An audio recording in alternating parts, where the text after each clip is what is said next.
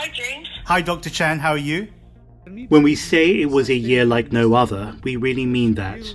What began as a health emergency has collapsed into a crisis for all, for the world's poor with extreme poverty back on the rise, for education with over 1 billion students out of class, and for hunger with food insecurity from the global south to the advanced economies of the world. Here on the China Current, we've used our 2020 to bring you important stories in important times. In January, we switched full mode to the outbreak in China, speaking with locals, unpacking the science, and when race and gender were also front of mind. People's fear and anxiety about their own safety, their family members' safety, is understandable. But we must base on science and the best available information. Science and public health relies on collaboration and interconnectedness. But science has also got all this underlying competition. You get enormous benefits, professional and potentially commercial, by being the first to do something in the science. But in this setting, the imperative is a little different. And then it became very personal, as friends and other people we knew were infected. I decided to go to the hospital because I became confused. It's oxygen that saved my life. And also, of course, the fact that they could treat bacterial pneumonia with antibiotics. Resilience in the face of adversity and solidarity that helps resilience last and be strong. And I think that this is what this terrible situation is also teaching all of us.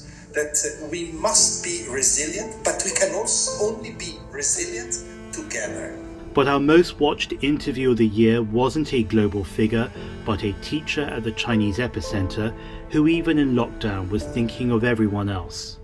Just to say one thing to the people in Europe or the North America, please listen and follow the guideline. It's good for your own health, and it's also good for other people around you. My first question would be, what's the past couple of months been like for you and your team? Well, James, this is one of the toughest public health events I've responding in its magnitude and speed. I wanted to really first express my deepest condolences to those who lost their life with these diseases. It's not just a number. I know behind this number, there are people and their family. It was also a year that shifted work and study to our homes, and a year that showed the importance of supporting all essential workers, from teachers to janitors to the grocery store employee, and of course, our frontline workers.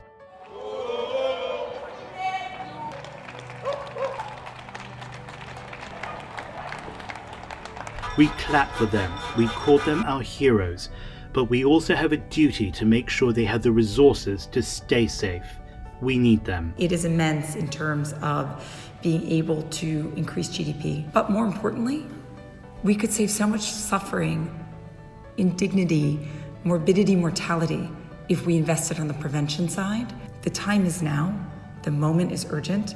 It's not easy to achieve big goals of ending poverty or protecting the environment or ending the pandemic. These are not simple matters, but these are important objectives.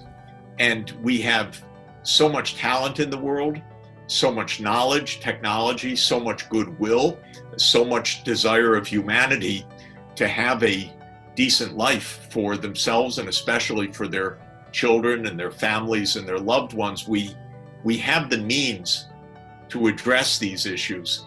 Now that gives a tremendous opportunity because the whole global order has collapsed. Economy is part of total collapse. So when it collapses, it gives you the opportunity to build it again. We remember and honor everyone who has passed, those who brought us into this world, kept us safe, provided for us, who we call family and friend. Life has truly shifted for all, from those in nursing homes to young folks at home.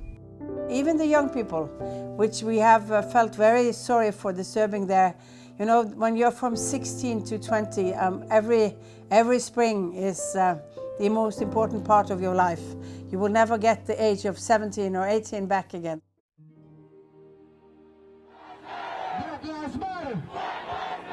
It was also a year of growth through tragedy, learning of our faults and habits.